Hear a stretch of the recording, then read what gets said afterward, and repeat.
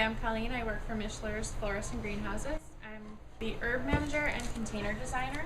Today we're going to show you how to plant up a vertical garden. If you would like to try a new style of gardening, vertical gardening, simple, easy to put together, easy to assemble and mount on whatever surface you're looking for, and the deer can't get to it, so that's always helpful.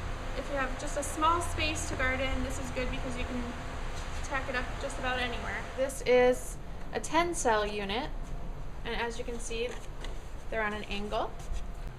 So I've selected 10 plants that will work well together. These are all frost-tolerant annuals.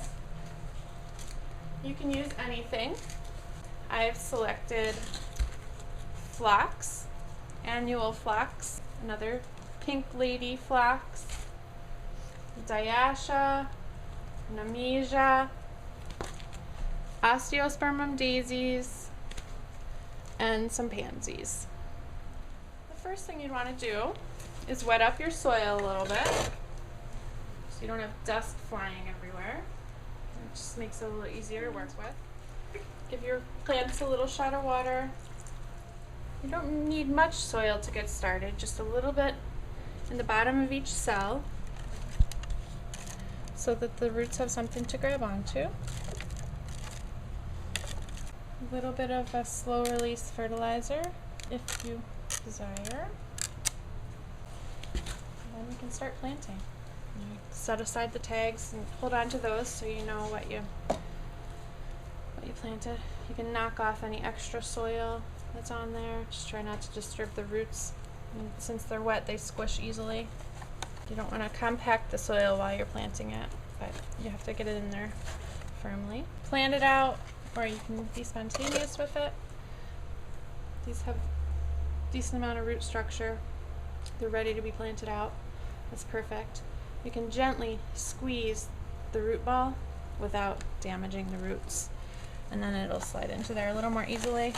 Now before we continue planting, I'm going to show you the watering system, which is from above.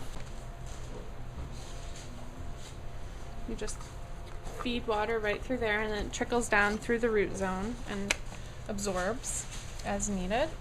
We also have a reservoir that you can set on top.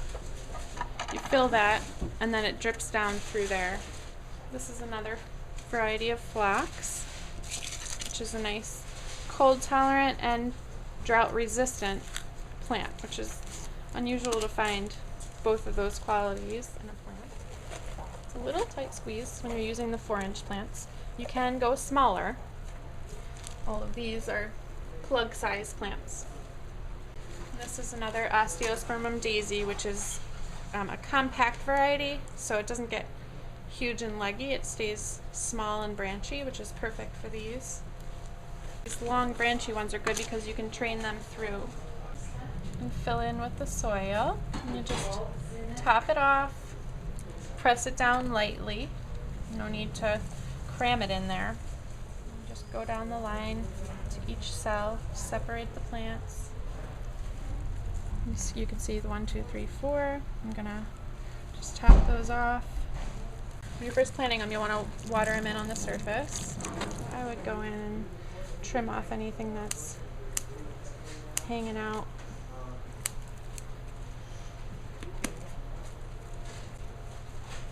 You can see with the phlox, you could just tuck it in to keep it where you want it, and weave it in and out of the other plants.